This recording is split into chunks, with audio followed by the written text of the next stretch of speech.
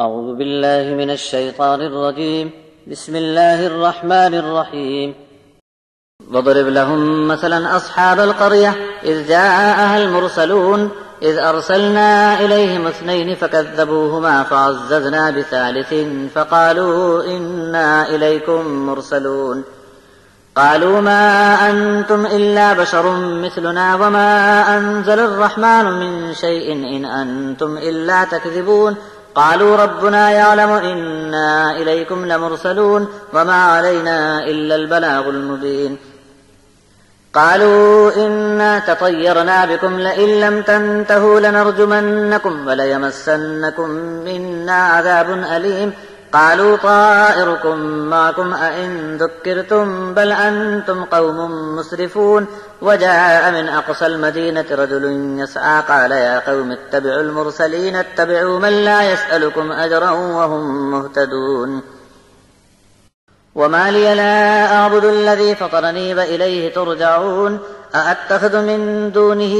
آلهة إن يردني الرحمن بضر لا تغن عني شفاعتهم شيئا ولا ينقذون إني إذا لفي ضلال مبين إني آمنت بربكم فاسمعون قيل ادخل الجنة قال يا ليت قومي يعلمون بما غفر لي ربي وجعلني من المكرمين وما أنزلنا على قومه من بعده من جند من السماء وما كنا منزلين إن كانت إلا صيحة واحدة فإذا هم خامدون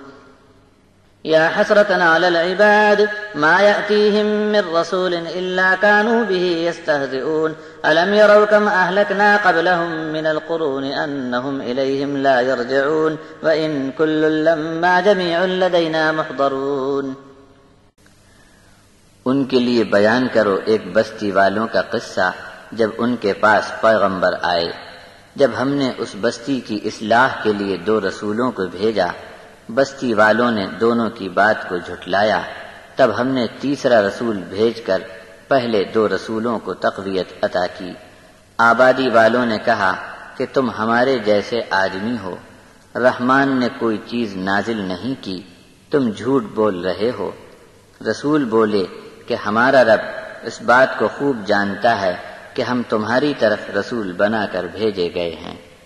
ہماری ذمہ داری بس یہ ہے کہ تم تک اللہ کا پیغام کھلے طور پر پہنچائیں۔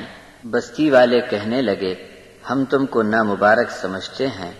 اگر تم اپنی دعوت سے باز نہیں آئے تو ہم تم کو پتھروں سے مار ڈالیں گے اور ہماری طرف سے تم کو بہت ہی دردناک تکلیف پہنچائی جائے گی۔ رسول بولے کہ نحوست اور بدبختی تمہارے ساتھ لگ چکی ہے، یہ کیا حرکت کرتے ہو کہ تم کو نصیحت کی جاتی ہے، اس پر اتنا بگڑ بیٹھے ہو کہ مار پیٹ کے لیے ہاتھا پائی پر اتر آئے ہو۔ پیچ بچاؤ کے لیے اتنے میں ایک آدمی شہر کے دور کے علاقے سے دوڑتا ہوا آ پہنچا اور بولا کہ اے میری برادری کے لوگوں، یہ لوگ اللہ کے رسول ہیں، ان کی بات مان لو، تمہارا اسی میں بھلا ہوگا۔ کہنا مان لو ایسوں کا جو تم سے کسی اجر کا سوال نہیں کرتے اور راہ بتاتے ہیں سیدھی سیدھی۔ میرے پاس کیا عذر اور بہانہ ہو سکتا ہے کہ میں اس معبود کی عبادت نہ کروں جس نے مجھے پیدا کیا ہے، آخر تم بھی اسی کے حضور لوٹ کر جانے والے ہو۔ کیا میں اللہ کو چھوڑ کر کسی اور کو معبود بناؤں کہ اگر رحمان کا ارادہ مجھے کوئی نقصان پہنچانے کا ہو جائے تو ان کی شفاعت مجھے نفع نہ دے سکے اور ان میں سے کوئی مجھے چھڑا بھی نہ سکے؟ اگر میں ایسا کروں تو یہ کھلی ہوئی غلط راہ ہے۔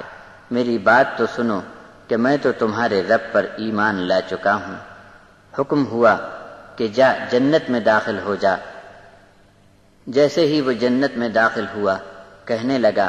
کاش میری قوم کو بھی یہ بات معلوم ہو جاتی، میرے رب نے مجھے بخش دیا اور اکرام و عزت والے لوگوں میں مجھے شامل فرما لیا۔ اس کی شہادت کے بعد اس کی قوم پر آسمان سے کوئی بڑا لشکر ہم نے نہیں بھیجا اور ہم کو اس کی ضرورت بھی پیش نہیں آئی، بس ایک زور کی آواز نے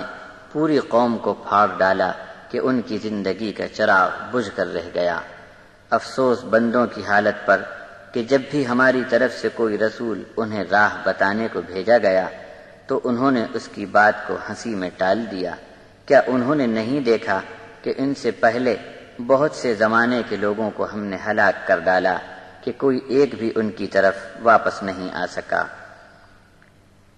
ابھی یہ سب کے سب ہماری قید میں گرفتار ہیں، اور قیامت کے دن ان تمام کو ہمارے حضور پیشی میں لا کر حاضر کیا جائے گا۔